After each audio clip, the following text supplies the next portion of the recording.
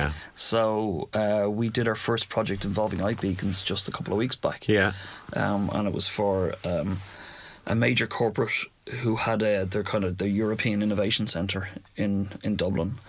The company itself had just taken on a new CEO, and it was his first visit to the Irish operation. And they came to us and said, we're thinking of doing something on iPad, but we want to impress them. Have you any ideas?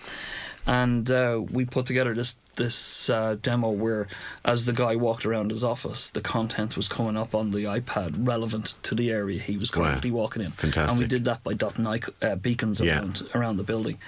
And it was very successful. And what physical form does the beacon take?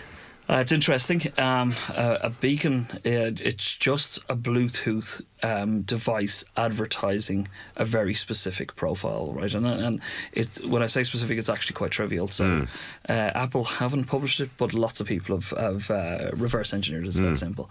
So it turns out there's not too many on the market just yet. But so what we did is we wrote software so that physical phones can become iBeacons. Very good. Now what's very interesting there is if you've a retail outlet that is showing any iOS device from, say, any current iOS device, it can act as a beacon. Yeah. So the thing about that is interesting is somebody's walking around, they're coming in contact with the beacon, and the beacon can give you relevant information. So so for that particular project, we used individuals' actual handsets to act as beacons. We just wrote a bit of software that said, which beacon do you want to be? I'll be that one. Yeah. But I have received in the last couple of days a couple of things called estimates, which was a Kickstarter project. Estimates are about, I guess, 3 inches tall, 2 inches wide, and then about 1.5 inches deep. They're kind of silicon rubber with a sticky back, but inside it there's a beacon, so we can literally stick them on the wall, stick them around the office, and then we can do location-based stuff, indoor location at a very, very short rate. Yeah. Very, very interesting stuff. So that's, I mean, there's potential there for everything from healthcare to retail to manufacturing. I mean, there's a lot of industries that are room-specific information becomes very valuable. Yeah, I think it'll revolutionise retail in particular, right? So, we've been taught about, ages ago, everybody's been talking about you get into a location and people start throwing offers at you. Yeah. Think about that if it's properly hyper-localised. The example I like to think of, Tesco, another big data play, incidentally, with their club card, right? Yeah. Now, imagine we have a situation where, Tesco run different beer sales every couple of weeks. They could have a beacon on their beer aisle, and as somebody is close by, the beacon wakes up and lets the server know that there's somebody there.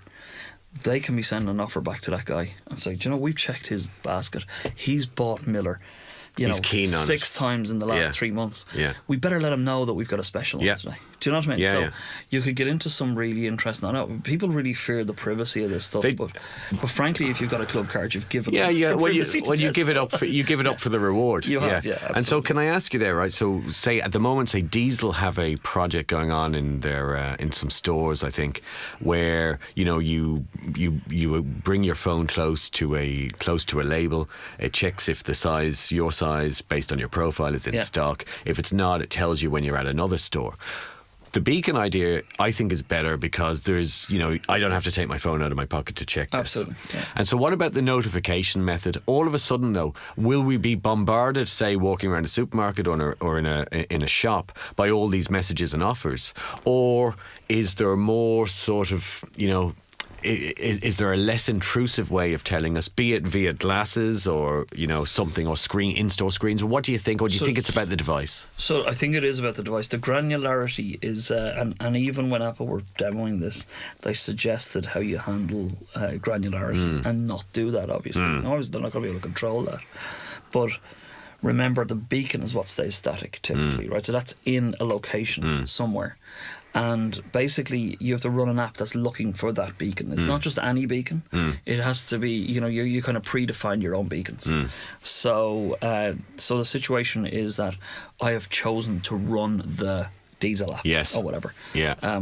So then what it can do is, even if the app's gone into the background, it can be notified that it's come in range of a beacon, and then the app must react. So we would typically do a local notification. It's just a pop-up on your screen. Yeah. But that means you've got to have your phone out. I'm shopping. Okay, so not quite, right? So that's if it wants to notify you, right? Yeah.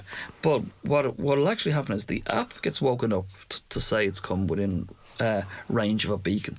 The app can do whatever it wants then, like send a message off to a server, right? So you could have a situation, for example, you've got in-store displays, okay? And I'm notified by the display. So your phone tells the store that this person is in by you. You know, it's got some level of identity in you. And then the on-screen displays are now tailored for you. Do you get me? Yeah. You won't have it. Your phone isn't even done a local notification. Yeah. It hasn't popped up. So I'm with you. So that's kind of the Minority Report hoarding. Yeah. That's Dermot Daly, co-founder and CEO of Tapadoo. Thanks a lot.